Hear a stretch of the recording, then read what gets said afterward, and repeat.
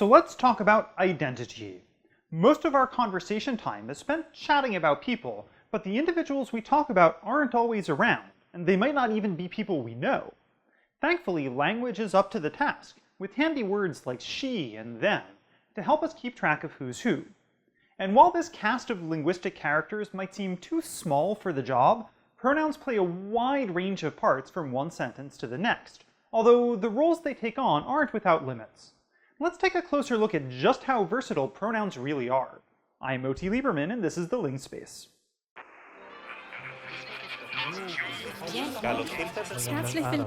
Welcome to the Ling Space.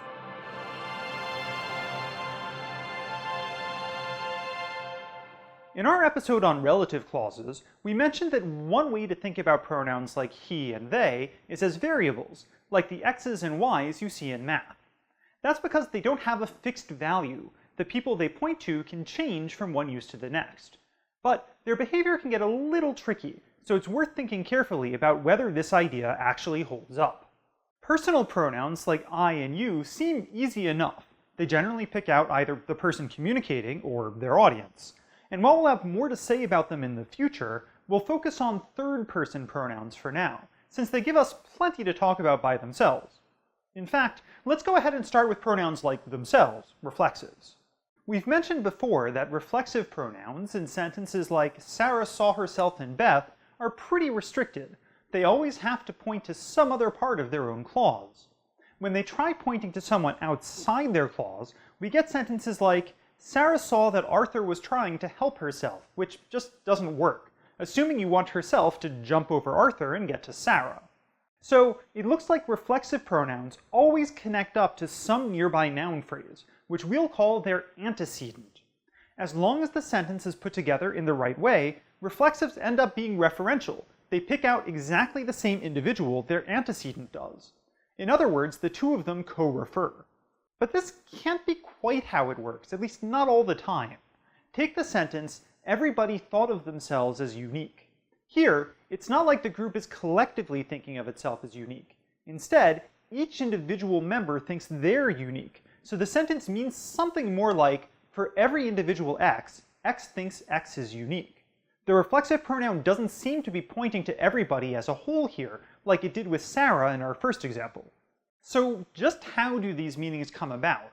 Well, it turns out that our theory about how sentences are built up can already explain everything we've just seen. We only have to put the pieces together in the right order.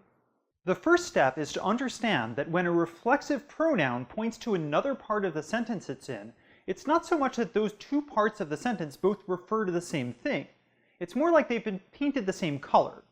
Linguists call this kind of labeling co-indexation, and usually represented with subscripts like this. This way, we capture the connection between the different parts of the sentence without claiming they pick out exactly the same thing in the world, which, as we saw with the everybody sentence, doesn't really work. The next step, then, is to understand where each of our variables come from and how they all end up the same shape. For instance, we summarized the meaning of everybody thought of themselves as unique as, for every individual X, X thinks X is unique. But that has 3 X's in it, so the question is, how'd they all get there? Well, that first X is just built into the meaning of quantifying words like everybody and nobody. It signals the way these words connect up with others to form complete sentences. And that last X is how we interpret our pronoun. But what about that X in the middle? What word does that come from? And how do we guarantee that it's also an X and not a Y or a Z, to make sure we get a match that gives us the reflexive meaning we want? That's where our second ingredient comes in. In the past, we've argued that the subjects of sentences actually start off much closer to the verb than they appear, and then move up front later on, when everything's pronounced. This is easiest to see in sentences like, all of Sarah's sisters haven't been cured yet, which has a couple of subtly different meanings. Either the subject can be interpreted where it started off under not, in which case not all of Sarah's sisters were cured, or it's interpreted higher up, meaning that none of them were. Assuming this kind of movement happens generally, then it also shows up in sentences like, everybody thought of themselves as unique. And this gives us the missing variable we've been looking for. When the subject everybody moves up and out of the verb phrase, it leaves behind a silent trace, which gets interpreted much like a pronoun does, that is, like a variable. Since our sentence started off with everybody being co-indexed with themselves, meaning they'd been painted the same metaphorical color, the trace that gets left behind by everybody winds up that color too. The trace and the pronoun are inextricably bound together. All this means that the reflexive meanings that pronouns like himself and herself receive actually come for free from our existing rules. So it follows that our original idea of treating reflexive pronouns as variables works after all, and we don't even need to say anything special about our earlier examples either. In Sarah saw herself in Beth, the subject moves out of the verb phrase much like everybody did before. Then, applying the same rules, the variable herself gets bound to the trace left behind by Sarah, producing the right result. So, our reflexive pronouns as variables idea seems to fit nicely into our existing theory. But can the same be said for regular pronouns? Sometimes they seem to behave similarly, as in, Ira was worried he was sick. Out of the blue, the most obvious interpretation is that Ira was worried that Ira was sick. So, sentences like this one can get the same bound variable interpretation as our other examples. But non-reflexive pronouns are generally less restricted than their reflexive sisters, and so the sentence has another meaning where Ira is worried that someone else is sick. Instead of being bound to some other part of the sentence, the pronoun he has the power to freely pick out whoever else is being talked about. So, does this mean that reflexive and non-reflexive pronouns are fundamentally different? Not necessarily. In logic, statements can actually make use of two different kinds of variables, bound and free. If we represented in symbols the sentence, everyone who works at the Dyad Institute looks out for themselves, it would look something like this. For all people X, if X works for Dyad, then X looks out for X. Here, every occurrence of that variable X in that statement is bound by that upside down A at the start, including the one that corresponds to themselves. But if we represented the sentence, he was sick instead, it would look more like this. Like the pronoun he, the variable here is left open to interpretation, and so the statement as a whole can't be determined to be true or false, unless the variable is assigned some kind of value. To handle these kinds of statements, logicians typically make use of what are called variable assignments. Basically, it's a mathematical tool that's used to give free variables a value, so that the expression as a whole can be assigned some sort of meaning. Unfortunately, in everyday conversation, most people don't have the benefit of a logician standing by to tell them what their pronouns mean. Instead, in a natural language like English, the variable assignment is provided by the context, based on who's around or what's already been talked about. And so, where reflexive pronouns always have to be bound, non-reflexive pronouns have the added option of being free. Both kinds of pronouns, then, are variables of one sort or another. The only difference is in how they're handled. Of course, that still isn't quite the whole story. Pronouns come in a number of different sizes and shapes, and can communicate not only who's being talked about, but also things like their gender and whether they're an individual or a group. So, how does that come into the mix? Well, another way to ask the question is this.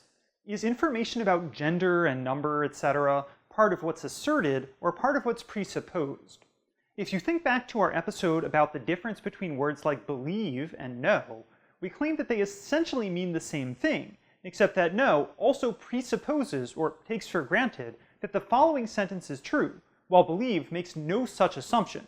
In general, any expression can be classified by what it asserts and what it presupposes. So how can we tell whether something like gender forms part of a pronoun's core meaning or whether it's a presupposition? Well, for one, presuppositions are usually resilient and stick around even when a sentence is negated. For instance, both Helena knows she's having twins and Helena doesn't know she's having twins suggest she's having twins. So, we can be sure that know and the sentence as a whole carry that assumption. Applying the same logic to something like Ferdinand loved her, it seems Ferdinand didn't love her still carries the inference that whoever Ferdinand might have loved is a woman, suggesting a feature like gender is in fact a presupposition. Other tests can be applied too, like the presence of truth value gaps.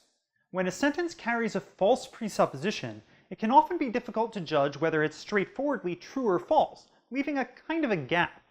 As a result, it's hard to say whether a sentence like, "My clone wears an eye patch" is true or false if I don't have a clone to begin with. Administering the same test to pronouns, if the sentence, "She went to Felix's loft" was said of Tony, who's a man, it would be hard to say for sure whether it was clearly true or false, even if he did go to the loft. Instead, it looks like the presence of a false presupposition renders the sentence unusable. So while their variable nature forms part of a pronoun's core asserted meaning, information about features like gender and number are introduced as presuppositions. It just goes to show there's only so much you can change about your identity. So we've reached the end of the Ling space for this week. If you managed to identify all the variables, you learned that reflexive words like herself don't always pick out specific people, but instead connect up to quantifying words like everybody. That their behavior, along with the behavior of non-reflexive pronouns like he and she, can be explained by thinking of them as variables, and that features like gender and number come into the mix as presuppositions or assumptions about the kind of people being talked about. The Ling space is made by all of these amazing people over here. If you want to learn more about how we deal with missing pronouns, check back on our website. Oh, and while you're there, why not check out our store? We're also on Tumblr, Twitter, and Facebook, and if you want to keep expanding your own personal Ling space, please subscribe. And tap that little notification bell down below if you want to find out right when we post a new video. See you next time. Do gledania.